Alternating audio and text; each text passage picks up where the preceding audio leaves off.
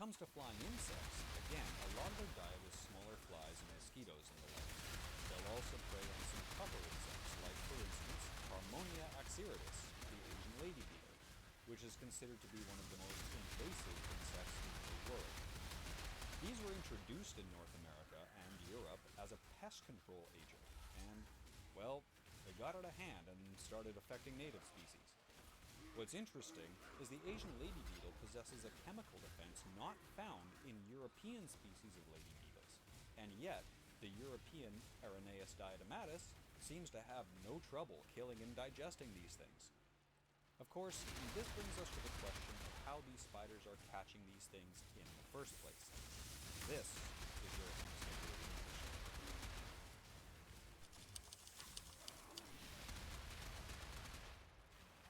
The construction of these ore webs from start to finish is such an elaborate process that I made it its own video, and you can check that out here.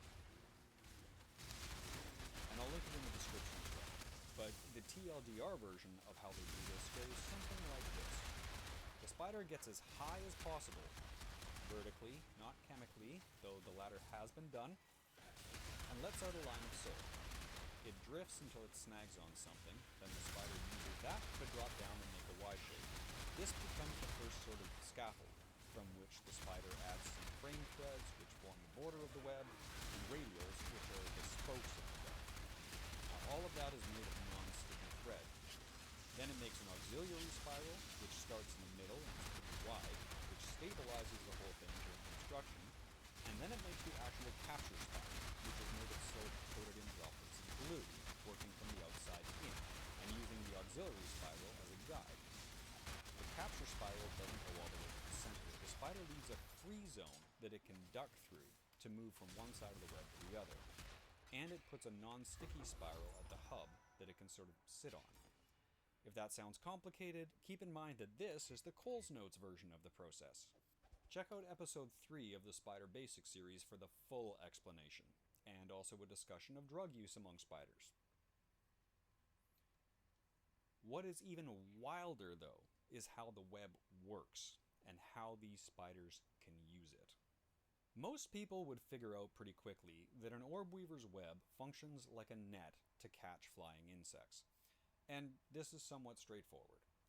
But it turns out there is way more to these webs than we might realize at first glance.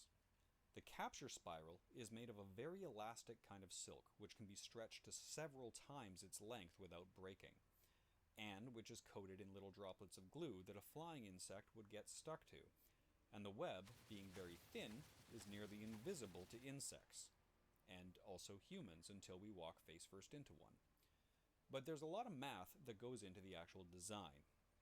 Spider silk is made mostly of proteins, so it's actually metabolically expensive for the spider to produce, and it can only produce so much. Meaning, the spider needs to make the web as efficient an insect catching device as it can. And that involves two main geometrical concepts: mesh width and capture area.